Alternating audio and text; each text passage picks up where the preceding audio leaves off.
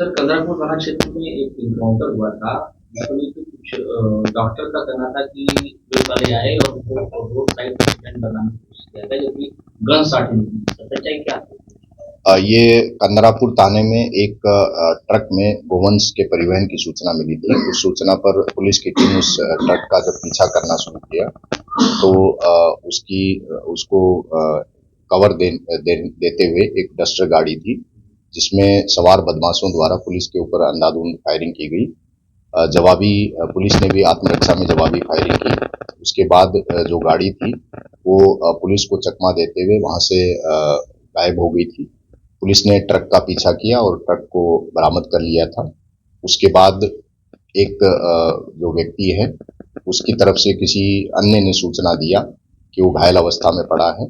वहां पर जब हाईवे कर्मी पहुंचे तो उस व्यक्ति ने बताया कि मेरा टायर बस्ट हो गया है और एक्सीडेंट से मुझे चोट लगी है। यही सूचना उसने मौके पर पहुंची 112 पुलिस की टीम और जो एम्बुलेंस के कर्मी हैं उनको ये सूचना उन्होंने दिया। वहां से पुलिस और एम्बुलेंस के माध्यम से उसको डिस्ट्रिक्ट अस्पताल में पहुंचाया। एम्बुलेंस कर्मियों को रास्ते में भी उसने एक्सीडेंट से अपनी घायल होने की सूचना दी।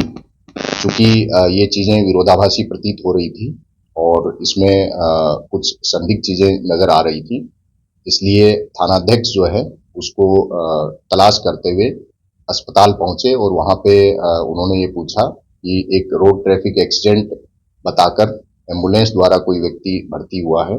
संभवतः इसी में जो है ये कंफ्यूजन हुआ, जबकि पुलिस ने जब उससे सख्ती से कड़ाई से पूछताछ की तब उसने ये सारी कहानी बताई कि वो किस तरह से उसको रेकी करते हुए कवर फायर कर रहा था और उसको गोली लगी है, गोली लगने से वो घायल हुआ है। पुलिस ने विधिवत तरीके से उसका मेडिकल कराया है और आगे की विधिक कार्रवाई प्रचलित है। इसमें उस व्यक्ति द्वारा पूर्व में जो भी बातें जिन कर्मियों को बताई गई थी उनके कुछ वीडियो, ऑडियो और कॉल के ऑडियो, इस तरह के कुछ साक्ष्य हैं जो पुलिस के पास इस पूरी कहानी को सच्चाई निकालने में भी मददगार साबित हुए और साक्ष्य के तौर पर पुलिस के पास मौजूद हैं जो विवेचना में काम आए। अब घायल की हालत कैसी है उसकी? घायल की हालत गंभीर जरूर है लेकिन स्थिर है। अभी डॉक्टरों ने बताया कि उपचार चल रहा है। सर, एक वीडियो जो उसका अपराधी का था, उसमें वो बता रहा था कि उसका टायर फटने से एक्सीडेंट हुआ है उसका। तो इसकी जांच किस तरीके से पुलिस ने की है? कुछ प्राइवेट लोगों ने भी और कुछ पुलिसकर्मियों ने भी शुरुआत में जब ये गुमराह कर रहा था उस समय कुछ ऑडियो वीडियो रिकॉर्ड किए थे, जिसमें इसके द्वारा गुमराह करते हुए बताया जा रहा है कि मेरा टायर बस्ट होने की वजह से मैं एक्सीडेंट में मुझे ये चोट आई है। बाद में जब उससे पूछताछ की गई कि उसने गुमराह करने का प्रयास क्यों किया तो उसमें उसने स्पष्ट बताया कि वो चूंकि गाड़ी को कवर कर रहा था, रेकी कर रहा था और इसी दौरान उसके और उसके साथियों द्वारा अंधाधुंध फायरिंग की गई। उस समय उसका कहना है कि उसे ये नहीं पता था कि किसी व्यक्ति या पुलिस को गोली लगी है अथवा नहीं लगी है और साथ ही गोकसी के साथियों को कवर फायर देने के आरोप से वो बचना चाह रहा था।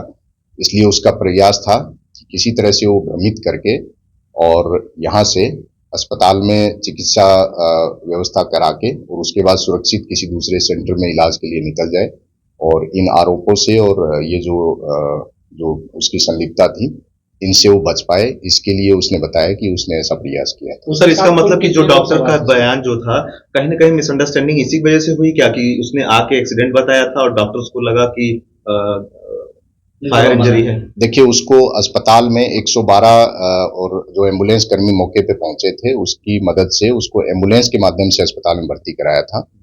उसको किसी भी पुलिसकर्मी ने उसको भेजा जरूर था एम्बुलेंस से, लेकिन भर्ती कराते समय उसके साथ पुलिसकर्मी नहीं थे। वहां पे एम्बुलेंस कर्मियों को उसने रोड ट्रैफिक एक्सीडेंट बताया और जितनी कहानी में कंफ्यूजन था इसको दूर करने के लिए जब थानाध्यक्ष वहां पे पहुंचे हैं तो उन्होंने पूछताछ में कि एक व्यक्ति रोड ट्रैफिक एक्सीडेंट बताकर भर्ती हुआ है, ये पूछने से संभवतः जो डॉक्टर हैं उनको कुछ कंफ्यूजन हुआ है, इसी वजह से ये सारी। उसके साथ कितने लोग सवार?